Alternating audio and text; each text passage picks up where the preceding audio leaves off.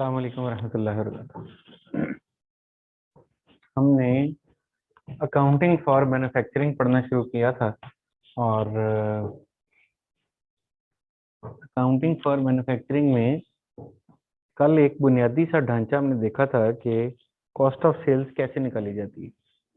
उसमें हम क्या करते हैं, रॉ मटेरियल यूज्ड फाइंड करते हैं, opening raw material plus purchased raw material less closing raw material, तो रॉ मटेरियल यूज्ड आ जाता है।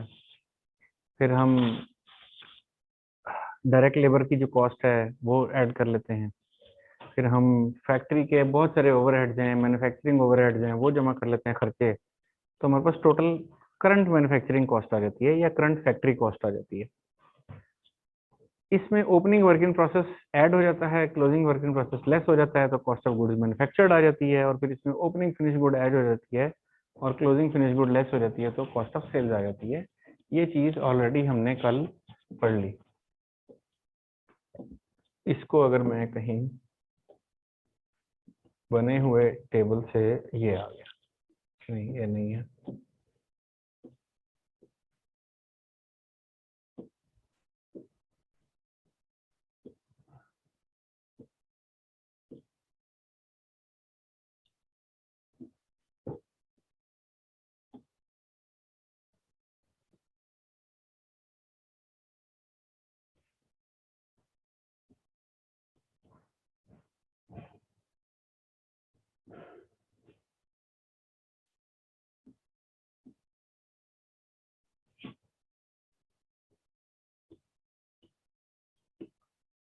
चलें यहीं से दिखाता हूँ।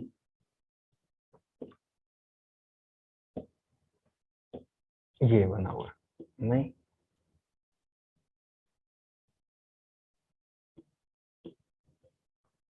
अच्छा यहां से देख लेते हैं। रॉ मटेरियल परचेज में ओपनिंग रॉ मटेरियल जमा किया तो total raw material available for use आ गया। उसमें से क्लोजिंग रॉ मटेरियल नफी किया तो रॉ मटेरियल कंज्यूम निकल आया। उसमें डायरेक्ट लेबर ऐड की और उसमें अदर मैन्युफैक्चरिंग इनडायरेक्ट खर्चे ऐड किए। नहीं अभी ये कोई और, ये वो नहीं है, डायरेक्ट लेबर ऐड की। और तो हमारे पास इसको कहते हैं prime cost. Prime cost means material और लेबर, यानी मटेरियल की कॉस्ट, डायरेक्ट मटेरियल की कॉस्ट और डायरेक्ट लेबर की कॉस्ट को सम कर दिया जाए तो उसको बोलते हैं प्राइम कॉस्ट। इसमें मैन्युफैक्चरिंग ओवरहेड या फैक्ट्री ओवरहेड जमा कर दिए, रेंट है, डेप्रिसिएशन है, इलेक्ट्रिसिटी वगैरह वगैरह। तो इससे जो जवाब आया इसको बोलते हैं फैक्ट्री कॉस्ट या करंट मैन्युफैक्चरिंग कॉस्ट। इसमें ओपनिंग वर्क इन प्रोसेस जमा किया तो आ गया cost of goods available for manufacturing, और क्लोजिंग वर्क इन प्रोसेस नफी किया तो कॉस्ट ऑफ गुड्स मैन्युफैक्चर्ड निकल आया। यहाँ पे एक चीज और गौर करें, यहाँ पे purchase of work in process भी लिखा हुआ है। वर्क इन प्रोसेस तो हम ही करते हैं, हम खुद कर रहे होते हैं। बाज औकात कोई अनफिनिश्ड बिजनेस आप किसी का खरीद लेते हैं। मिसाल के तौर पे एक शख्स फर्नीचर बनाता था, उसके पास कुछ लकड़ियां अनफिनिश्ड हैं, अभी ना वो कुर्सी पूरी मुकम्मल हुई है ना वो रॉ लकड़ी है, वो बीच की कोई शक्ल है, और वो कहता है मैं कारोबार बंद कर रहा हूँ, तो क्या करूंगा, बेचूंगा उसको किसी को। अच्छा कोई शख्स जो फर्नीचर का कारोबार करता है वो देखता है कि यार एक बंदा कारोबार बंद कर रहा है, मुझे सस्ता सौदा मिल जाएगा, उसने उसका वर्क इन प्रोसेस भी खरीद लिया। उसने कहा यार ये जो अनफिनिश्ड है ना तो ये मुझे दे दे, मैं इसको खुद फिनिश कर लूंगा। तो ऐसी सूरत हाल में क्या होगा, वर्क इन प्रोसेस परचेज हो जाएगा। तो एक तो वो वर्क इन प्रोसेस है जो आप खुद बना रहे हैं, एक वो है जो आपने बना बनाया खरीद लिया किसी से, वर्क इन प्रोसेस। इसीलिए इसको यूं लिखा गया है कि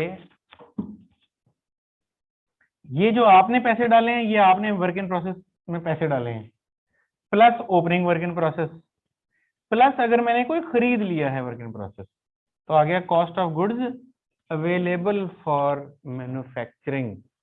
इसमें से मैंने कहा इतना माल तो बच गया, ये भी इन प्रोसेस है, तो बाकी किधर गया, वो मैन्युफैक्चर हो गया। फिर हम अगली स्टेटमेंट पे आ जाएंगे, इसको बोलते हैं मैन्युफैक्चरिंग अकाउंट। आ गया जी, cost of sales, trading sale, cost of sale. Cost of sale कैसे निकलेगी? ओपनिंग फिनिश गुड जमा परचेज्ड फिनिश गुड जमा कॉस्ट ऑफ गुड्स मैन्युफैक्चर्ड।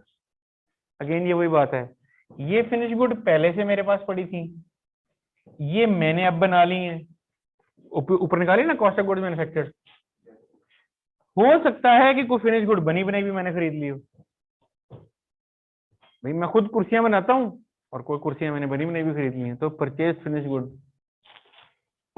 तो total goods available for sale आ गई, उसमें से जो क्लोजिंग में गुड्स बच गई हैं वो माइनस कर दी, तो बाकी किधर गई?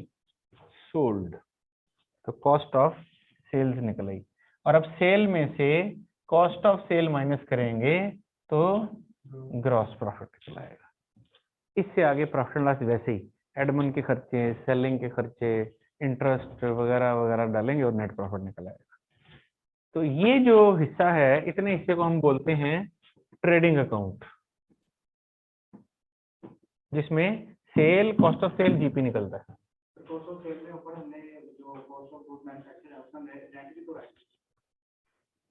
कहाँ कहाँ कहाँ की है?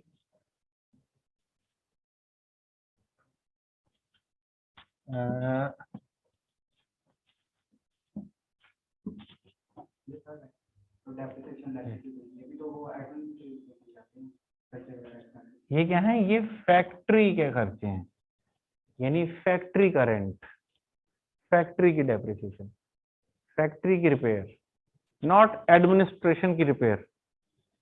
वो फैक्ट्री जहां पे गुड्स मैन्युफैक्चर हो रही हैं वहां की रिपेयर, तो वो खर्चे मैन्युफैक्चरिंग कॉस्ट का पार्ट बनते हैं। ठीक है, तो यहाँ पे फैक्ट्री का रेंट, डेप्रिसिएशन, इलेक्ट्रिसिटी आ रही है, और यहाँ ये जो एडमिन खर्चे हैं इनके अंदर एडमिन या सेलिंग के रेंट वगैरह आ रहे होंगे। ठीक है ना, एक फैक्ट्री है जहाँ गुड्स मैन्युफैक्चर होती हैं, उसका रेंट क्या है? फैक्ट्री ओवरहेड है। एक दुकान है जहाँ चीजें सेल होती हैं, उसका रेंट क्या है? सेलिंग ओवरहेड, वो सेलिंग का खर्चा है। तो रेंट सेलिंग का भी हो सकता है, रेंट एडमिन का भी हो सकता है, रेंट फैक्ट्री का भी हो सकता है। ठीक है ना?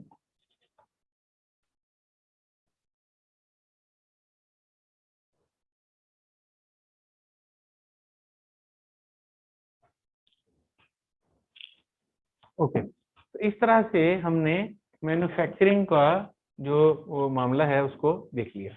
अब हम अगली बात सीखते हैं इसमें।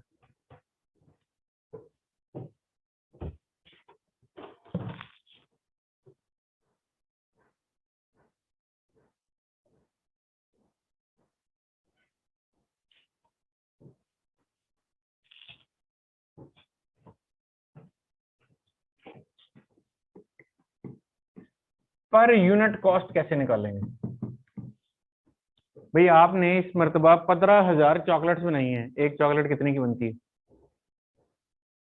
मैं क्या करूंगा? Cost of goods manufactured divided by number of units manufactured, manufacturing cost per unit निकल आएगी। फर्ज करें कि ओपनिंग में मेरे पास फिनिश्ड गुड्स हैं 1000 यूनिट, जिसकी कॉस्ट है 120 रुपए पर यूनिट। इस मर्तबा हमने कुछ गुड्स बना लिए हैं, कॉस्ट ऑफ गुड्स मैन्युफैक्चर्ड,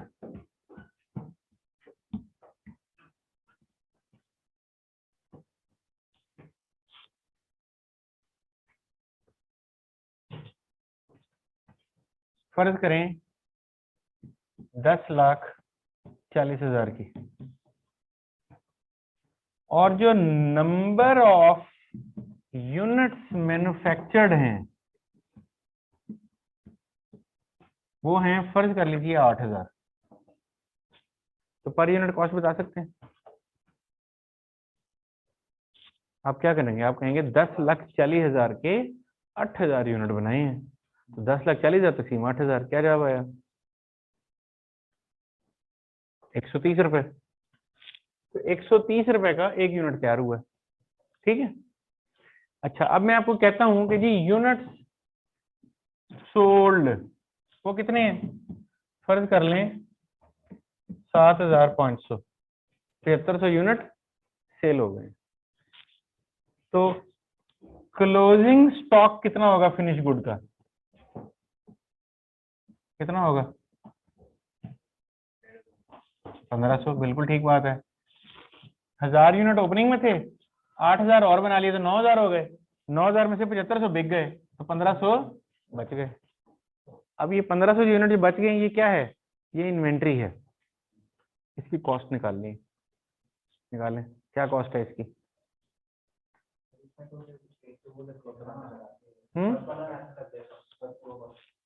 तो तय ये करना है, तय ये करना है कि फाइफो लगाना है कि वेटेड एवरेज लगाना है। फर्ज कर लें फाइफो लगाना है तो क्या करेंगे,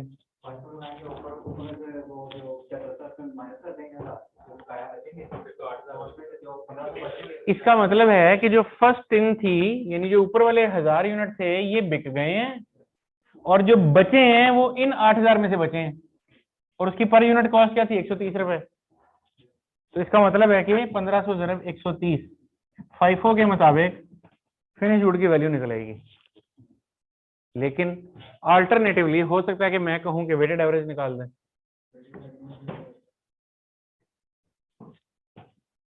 वेटेड एवरेज के लिए फिर मैं क्या कहूंगा, मैं कहूंगा भाई ओपनिंग फिनिश गुड जमा cost of goods manufactured divided by opening units जमा इस दफा manufactured units. Opening finish good कितनी थी 1000 यूनिट 120 के हिसाब से कितने के हुए 1,20,000 के। तो मैं कहूंगा जी ओपनिंग फिनिश गुड 1,20,000 जमा इस मरतबा जो मैन्युफैक्चर किया है वो 10,40,000 डिवाइडेड बाय 1,20,000 के 1000 यूनिट है जमा 10,40,000 कितने यूनिट है 8,000 यूनिट है।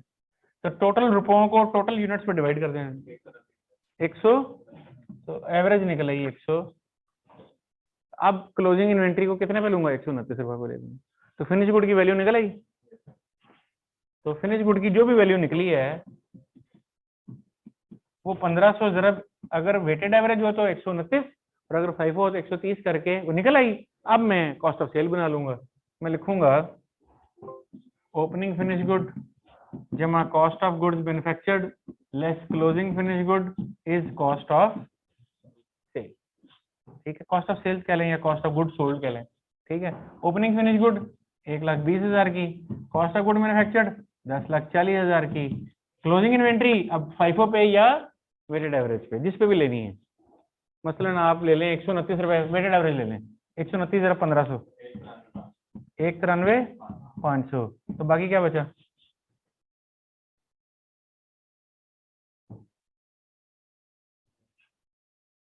9,66,500।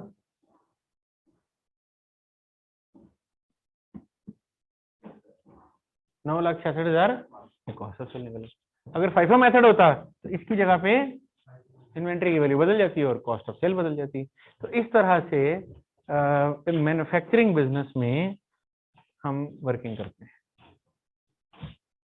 ठीक है, ये बात क्लियर है।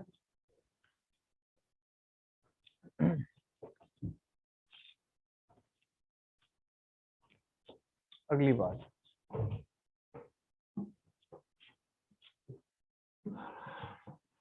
अभी आपने देखा कि फैक्ट्री ओवरहेड्स हमने लिखे। एक रियल लाइफ बिजनेस सिनेरियो में पहली बात तो फैक्ट्री के ओवरहेड इतने थोड़े नहीं होते, यानी 2-3 आइटमें नहीं होती, सैकड़ों आइटमें होती है। दूसरी बात, हर खर्चा हर रोज हर हफ्ते हर महीने नहीं लगता। कोई खर्चा ऐसा होता है जो 6 महीने बाद लगता है, कोई खर्चा होता है जो हर महीने लगता है। मिसाल के तौर पे रेंट है हर महीने आएगा, लेकिन प्रॉपर्टी टैक्स है वो साल बाद आएगा। अब मुझे तो अपनी कॉस्ट ऑफ गुड्स मैन्युफैक्चर्ड हर महीने मॉनिटर करनी है कि यार जो चीज मैं बना रहा हूँ वो बन कितने की रही है। ये ना हो कि मैं एक चीज फर्ज करो 100 रुपए की बेचता हूँ, तो तैयारी 150 की हो रही है तो मैं 100 की बेची जा रहा हूँ। फर्ज करो वो साल के शुरू शुरू में वो 80 रुपए की तैयार होती थी, मैं 100 की बेच देता था। अब फर्ज करो रॉ मटेरियल महंगा हो गया है और वो 80 की जगह 95 रुपए की तैयार होती है, तो मैं अभी भी 100 की बेची जाऊँ?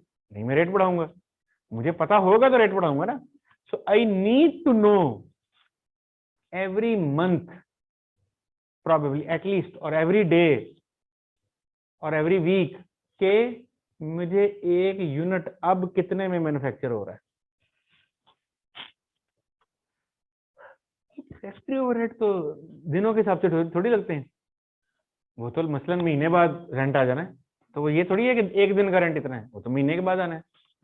या साल बाद प्रॉपर्टी टैक्स आ जाना है, साल बाद ही आना है, वो तो एक दिन का तो नहीं आता। अब अगर मैं मैन्युफैक्चरिंग करते हुए एक्चुअल फैक्ट्री के खर्चों को गिनने बैठ जाऊं तो हर रोज स्यापा ही है। तो फिर इसका आसान हल क्या किया जाए? हम ये करते हैं कि हम एक ही दफा पूरे साल के खर्चों का एस्टिमेट बनाते हैं बैठ के। यार पूरे साल में खर्चा होगा क्या।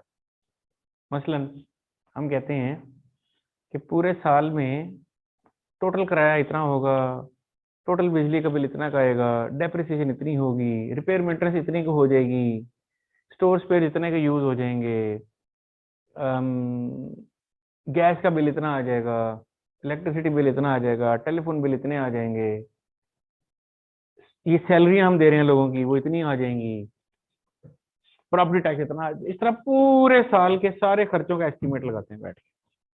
कहते हैं अच्छा पूरे साल में मेरी जो टोटल फैक्ट्री ओवरहेड्स आएंगे, लेट से वो आएंगे 22 करोड़ के। अच्छा, और पूरे साल में मैं कारोबार कितना करूंगा? फर्ज करें कि मैं कहता हूं कि जनाब मशीन रोजाना 20 घंटे चलेगी, 20 आवर्स डेली मशीन चलेगी, सिवाय मुहर्रम की एक छुट्टी की और कोई छुट्टी नहीं होगी, पूरा साल चलेगी। इसका मतलब है 364 दिन मशीन चलेगी और 20 घंटे रोज चलेगी, तो कुल कितने घंटे चलेगी? 364 20, 7280 घंटे। इसका मतलब हुआ कि 7280 घंटे मशीन ने चलना है और 22 करोड़ रुपया मेरा फैक्ट्री ओवरहेड का खर्चा आना है साल का। इसका मतलब है मैं ये कह सकता हूं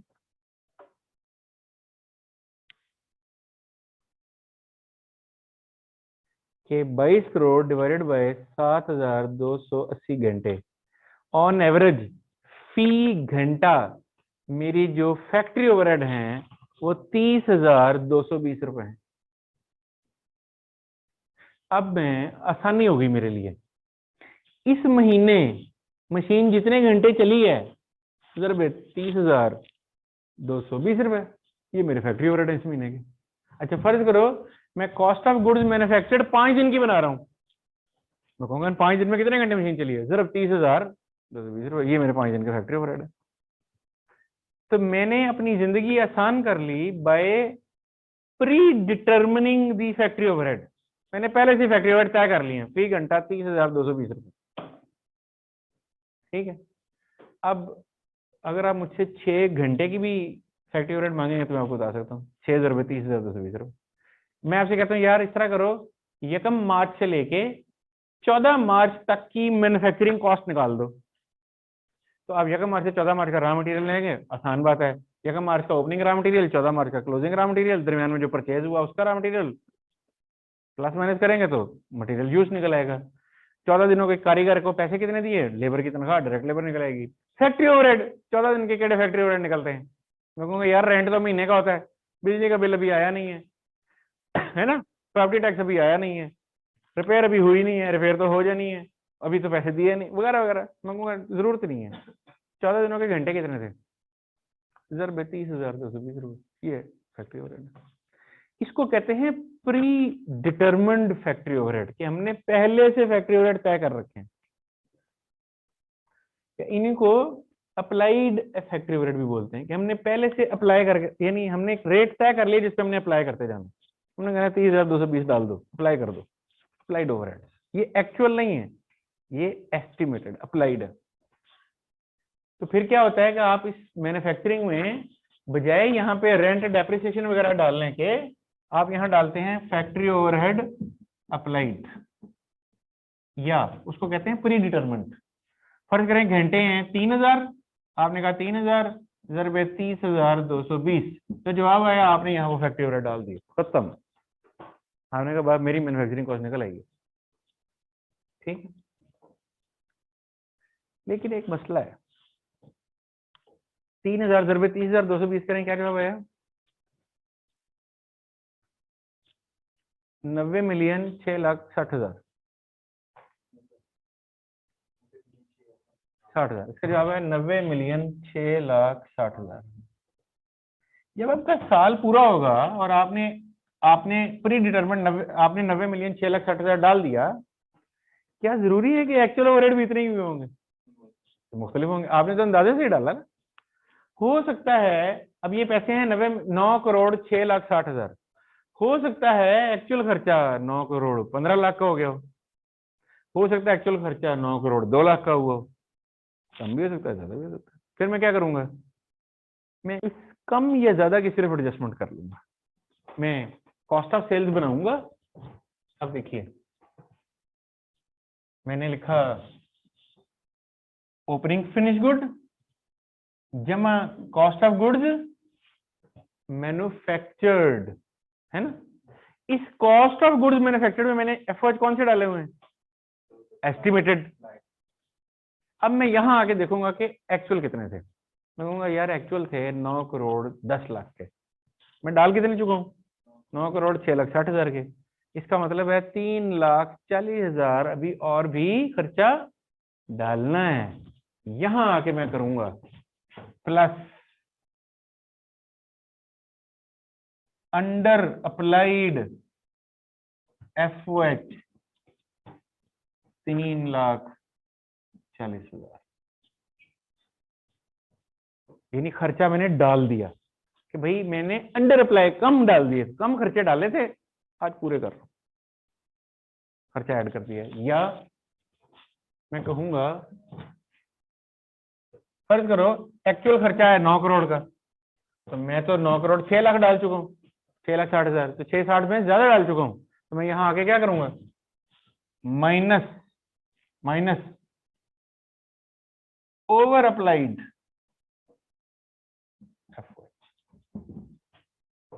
एफओएच के मैंने खर्चा ज्यादा डाल दिया, तो अब मैं वो ज्यादा डाला हुआ माइनस कर रहा हूं कि भाई मैं तो 9 करोड़ 6 लाख डाल चुका हूं, असल में तो खर्चा 9 करोड़ है, निकालो 6 लाख बार। इस तरह से ये एडजस्टमेंट कर, तो सारा साल आप अप्लाइड एफर्ट डाल के अपनी मैन्युफैक्चरिंग कॉस्ट निकालते रहते हैं, क्योंकि आसान है।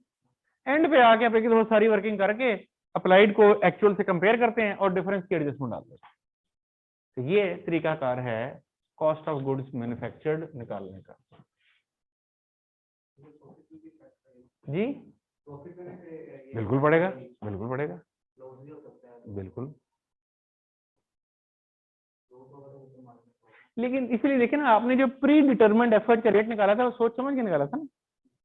अगर आपने वो रेट गलत निकाल दिया था तो नेचुरली फिर आगे भी आपको उसकी डज पड़ सकती है। फर्ज करें एक्चुअल खर्चा आपका ज्यादा था, आप थोड़ा ज्यूम करके करते रहे, तो आपने तो उस हिसाब से अपनी कॉस्ट ऑफ गुड्स मैन्युफैक्चर्ड निकाली होगी, आपने उस हिसाब से यूनिट की कॉस्ट निकाली होगी। आपने कहा होगा कि यार मसलन एक ऑर्डर आया, उसने कहा भाई मुझे ना इस तरह की एक मशीन बना के दे दें। आपने कहा यार ये मशीन बनेगी 5 घंटे में, तो 1 घंटे के फैक्ट्री ओवरहेड तो होते हैं 30,220 रुपए, ज़रबे 5, तो 1.5 लाख रुपए के तो ओवरहेड हो गए, ठीक है। प्लस आपने कहा इस मशीन पे इतना मुझे स्टील खरीदना पड़ेगा, स्टील आएगा 6 लाख रुपए का, तो 6 लाख रुपए वो भी हो गया, 6 और 1.5 लाख के ओवरहेड 7.5 लाख, और इस पे कारीगर लगाने पड़ेंगे, तो कारीगर भी पैसे लेगा 2 लाख रुपया, तो 7.5 और 2 9.5 लाख की तो ये तैयार होगी। अब मैंने मुनाफा भी लेना है, लेट से 30%, तो मैंने 9.5 लाख का 30% उसमें 3 लाख रुपए जमा कर दिया तकरीबन, और मैंने कहा जनाब मैं आपको ये 12-12.5 लाख रुपए की बेचूंगा। अब मैंने इसमें फैक्ट्री ओवरहेड कितने ज्यूम की? 1.5 लाख रुपए, क्योंकि मैंने फी घंटा 30,000 रखे हैं। हो सकता है फी घंटा 50,000 हो सकता है फी घंटा 10,000 हो सकता है फी घंटा 10,000 हो, मैंने रेट गलत निकाल लिया, कस्टमर दौड़ गया, उसने कहा नहीं इतने पैसे तो नहीं मैं देता, क्योंकि मैं रेट ज्यादा निकाल बैठा हूँ। और हो सकता है खर्चे ज्यादा हैं, और मैंने काम निकाले हुए हैं, मैंने कस्टमर को कोट किया, उसने फटाफट कहा, मैंने कहा ठीक है उन्होंने कहा सस्ता दे रहा है, और बाद में मुझे नुकसान हो गया। तो कुछ भी हो सकता है, इसीलिए प्री डिटरमिन्ड एफर्ट्स को सोच समझ के निकाला जाता है, वर्किंग करके निकाला जाता है, ठीक है। और ये ऐसा नहीं है कि पूरा साल एक ही रेट चलता रहता है, कंपनी इसको मंथली बेसिस पे रीचेक करती रहती है, यार हमारा प्री डिटरमिन्ड रेट चला था 30,220, इतना ही चल रहा है। अगली दफा देखा एस्टीमेट, दोबारा देखा एस्टीमेट, वो चीज रिवाइज तो नहीं हुई, नहीं हुई तो ठीक है उतना ही चल रहा है, हो गई तो नया रेट निकला है। अब जनाब 35,000 रेट है, यहाँ से आगे 65 लगाना शुरू कर। तो इस तरीके से ये चलता रहता है। ये है मैन्युफैक्चरिंग अकाउंट की अकाउंटिंग, ठीक है। इसमें यही मामला है जो सीखने वाला है। इसके अलावा भी इसमें ना एक दो बातें और बताई हुई हैं, उनका मेजर ताल्लुक जो है वो कॉस्ट अकाउंटिंग के साथ है। वो जब आप जो क्या है टू नंबर है 3 कैप 3 पढ़ेंगे जब आप, तो बेसिकली उसमें ये बहुत ज्यादा, यूं समझ लीजिए कि ये जो हमने पूरा मैन्युफैक्चरिंग अकाउंट बनाया है ना, इसके ऊपर पूरी किताब है यूं समझ लीजिए।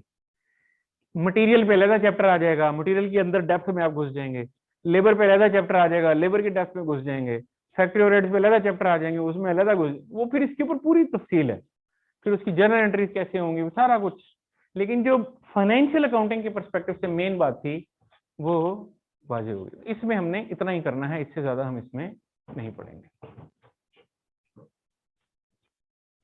अब आप इसके लिए क्या करें, अपनी इसके प्रैक्टिस के लिए, कि आप ये जो क्वेश्चन है इसको हल करिए। एग्जांपल 4, इसमें ओपनिंग रॉ मटेरियल दिया हुआ है, ओपनिंग वर्किंग प्रोसेस दिया हुआ है, ओपनिंग फिनिश गुड भी दी हुई है, रॉ मटेरियल परचेज दिया हुआ है, डायरेक्ट लेबर दी हुई है, फैक्ट्री ओवरहेड दिए हुए हैं, और क्लोजिंग इन्वेंट्री में क्लोजिंग रॉ मटेरियल है, क्लोजिंग वर्किंग प्रोसेस है, क्लोजिंग फिनिश गुड है। आपने इसका मैन्युफैक्चरिंग अकाउंट बना लेना है, ये और कॉस्ट ऑफ सेल निकाल, ठीक है। इसी तरह अगले सवाल पे आ जाए, इसमें भी आपको ट्रायल दिया हुआ है, सेल है, परचेज है, खर्चे हैं, सारा कुछ है, ठीक है। और नीचे आपको कहा गया कि उसका मैन्युफैक्चरिंग अकाउंट बनाना है। फिर इससे आगे, तो इस सवाल को मैं आपको हल कराऊंगा, ये 6 नंबर सवाल जो है, 4 और 5 आप हल कीजिए, 6 नंबर सवाल जो है वो मैं आपको हल कराऊंगा। 4 और 5 जरा बेसिक बेसिक से सवाल है, ये आप कर लेंगे तो आपका वो जो फाइनल अकाउंट वाला हाथ है ना, वो भी जरा सीधा हो जाएगा, कि फाइनल अकाउंट भी तो बनाने होते हैं ना, एडमिन, सेलिंग, खर्चे, ग्रॉस प्रॉफिट, नेट प्रॉफिट, तो वो भी आपका काफी हद तक मामला सेट हो जाएगा। होपफुली ये बात वाज़ेह हो जाती है। कुछ सवाल है तो बताइए, ठीक है। तो ये एग्जाम्पल 4 और 5 मैंने आपको असाइन की है, ये आप हल कीजिएगा बैठ के और मामला फिर क्लियर हो जाएगा। Thank you, Allah Hafiz.